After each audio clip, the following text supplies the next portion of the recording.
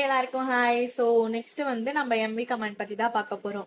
ஒரு ஃபைலையோ ஃபோல்டரையோ வந்துட்டு நம்ம மூவ் இல்ல ரீநேம் பண்றோம்னா நம்ம இந்த கமாண்ட் வந்து லினக்ஸ்ல யூஸ் பண்ணுவோம். சரியா? இப்போ உங்ககிட்ட வந்துட்டு ஒரு மேக்ஸ் நோட் புக் இருக்கு, அது ஸ்டடி டேபிள் மேல இருக்கு. நீங்க அதை எடுத்து பேக்குக்குள்ள வைக்கிறீங்க. அப்ப நீங்க வந்து காப்பி பண்ணல, சரியா?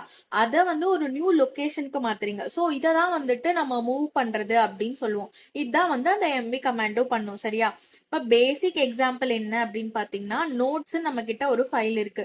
எம்வி நோட்ஸ் அப்புறம் ஒரு ஃபைல் ஃபோல்டர் நேம் கொடுத்தோம் அப்படின்னா பேக்கப்னே கொடுக்கலாம். கொடுத்தோம் அப்படின்னா அந்த ஃபைலை வந்துட்டு அந்த ஃபோல்டர் புது ஃபோல்டருக்குள்ள அது மூவ் பண்ணிரும். சரிங்களா? பழைய ஃபோல்டர்ல வந்துட்டு அது எக்ஸிஸ்ட் ஆகாது.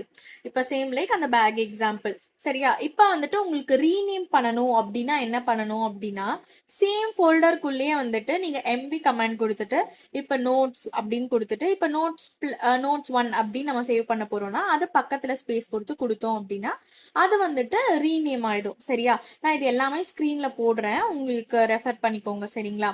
ஸோ நெக்ஸ்ட் என்னன்னு பார்த்தீங்க அப்படின்னா, ஒரு ஹோல் ஃபோல்டரை எப்படி மூவ் பண்ணுறது அப்படின்னா, எம்வி கமாண்டு அந்த ஃபோல்டர் நேம் எக்ஸாம்பிளுக்கு மை ஃபோல்டர் இதை வந்து ப்ராஜெக்ட்ஸ்குள்ள மூவ் பண்ண போகிறோம். சரியா? ப்ராஜெக்ட் ஸ்லாஷ் அப்படின்னு கொடுக்குறோம் அப்படின்னா அது மூவ் ஆகிடும். இப்போ காப்பிக்கு ரிமூவ்க்கு கொடுத்த மாதிரி ஐஃபன் வந்து நம்ம யூஸ் பண்ணுறது தேவையில்லை இந்த எம்வி கமாண்ட்க்கு. சரிங்களா? ஸோ நெக்ஸ்ட் வந்துட்டு இதே ஐஃபன் ஐனா என்ன நம்ம பார்த்தோம்ல, இப்போ மூவ் பண்றதுக்கு முன்னாடி வந்துட்டு உங்களுக்கு ஷோரா இந்த பேர்ல முன்னாடியே இருக்கு, ரீப்ளேஸ் பண்ண பரவாயில்லையா அப்படின்னு கேட்கறதுக்காக ஐஃபன் ஐ யூஸ் பண்றது.